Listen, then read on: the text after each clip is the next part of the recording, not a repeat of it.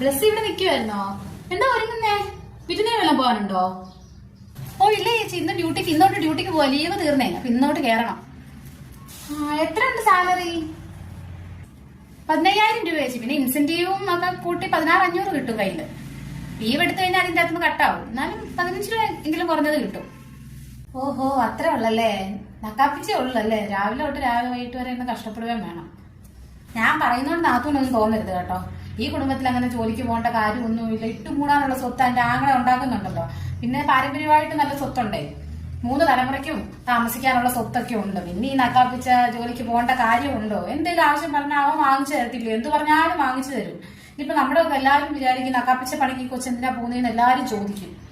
അതിന്റെ കാര്യമുണ്ടോ? എന്റെ കാര്യം തന്നെ നോക്കും. ഞാനാണെങ്കിൽ MBA വരെ പഠിച്ചതല്ലയോ.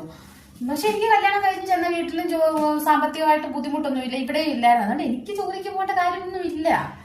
ഞാനിപ്പോ വെറുതെ അവിടെ ഇരിക്കുമല്ലയോ. നമുക്ക് പൈസ ഉണ്ടെങ്കിൽ നമ്മൾ എന്തെങ്കിലും പോയി കഷ്ടപ്പെടുന്നേ?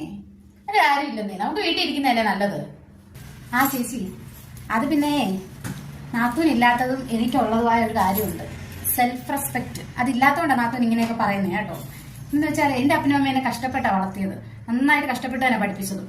എനിക്ക് എന്റെ സ്വന്തം കാലം നിന്ന് 10 പൈസ ഉണ്ടാക്കി അവർക്ക് കൊടുക്കണമെന്നുള്ളത് അത് എന്റെ അഭിമാനം, എന്റെ സെൽഫ് റെസ്പെക്ടിന്റെ ഭാഗമാണ്. പിന്നെ ഭർത്താവിന്റെ വീട്ടിൽ ഇട്ടുമൂടാനുള്ള സ്വത്ത് കാണുമായിരിക്കും, അതൊന്ത് കാണുമായിരിക്കും, ചിലപ്പോൾ ചോദിച്ചാൽ തരുകയും ചെയ്യുമായിരിക്കും. പക്ഷെ എന്റെ വീട്ടുകാർക്കും എനിക്കും എന്റെ കയ്യിൽ നിന്ന് 10 പൈസ എടുത്ത് അവർക്ക് കൊടുക്കുന്ന സന്തോഷം.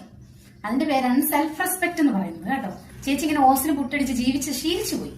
അതുകൊണ്ട് ചേച്ചിക്ക് പറഞ്ഞാലേ മനസ്സിലാവും. സ്വന്തമായിട്ട് അധ്വാനിച്ച് കാശ് വാങ്ങിക്കുന്നതിന്റെ സുഖം ഒന്ന് വേറെ തന്നെയാ ചേച്ചി. അതൊന്ന് അനുഭവിച്ച് നോക്കുക കേട്ടോ. ഞാനിവിടെ രാവിലെ എല്ലാം ഉണ്ടാക്കി വെച്ചിട്ടാണ് പോകുന്നത്. പിന്നെ അപ്പനെ അമ്മയും ഞാൻ നോക്കുന്നുമുണ്ട്.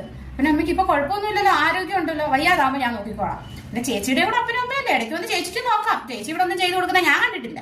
അതിന് കുഴപ്പമില്ലല്ലോ, ചേച്ചി ചെല്ലേ. കുഞ്ഞു കരയുന്നത് കേട്ടോ. ഞാൻ 6 മണിക്ക് വരുവേ, അപ്പൊ കാണാവേ. ശരി. കുഞ്ഞു കരയുന്നേ, ഞങ്ങളോട് ചെല്ലട്ടെ. നാത്തിന് 6 മണിക്ക് വരത്തില്ലേ? ശരി ശരി.